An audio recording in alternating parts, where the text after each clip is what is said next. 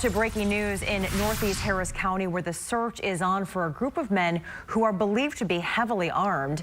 Investigators say they killed a father during a home invasion before going on the run. This happened in the area of Orange Blossom Lane and Oleander Street. KPRC2's Andy Sirota live with the new details in this investigation. Andy?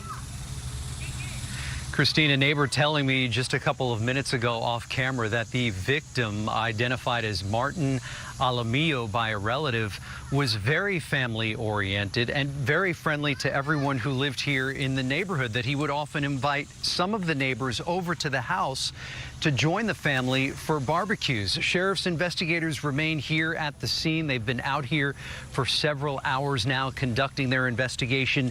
This crime scene is connected to another crime scene, which is about 9 miles away, where one of the robbers was arrested after they crashed their getaway truck. A father identified as Martin Alamillo by a relative, gunned down in the doorway of his home in a home invasion by a group of robbers armed with high-powered weapons. A mom and her 3 children, ages 10 to 17, were home when 4 masked men who were wearing gloves and dressed in body armor stormed in looking for money. One of the small children was on FaceTime with somebody when the home invasion occurred. The father and a cousin then immediately came to the house. As they walked into the house, the robbers shot and killed Alamillo in the doorway. Precinct 3 constables located and pursued the robbers, who fled in a blue Chevy pickup truck, which crashed out about 9 miles away from the crime scene.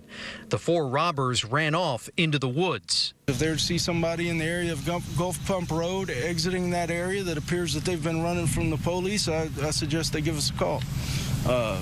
It's very hot out. They're going to be dirty. They're going to be sweaty.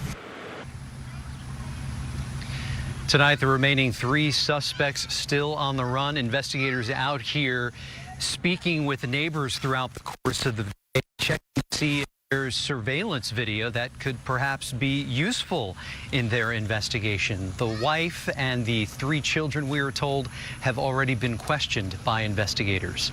Live in Northeast Harris County tonight, Andy Sirota, KPRC 2 News. All right.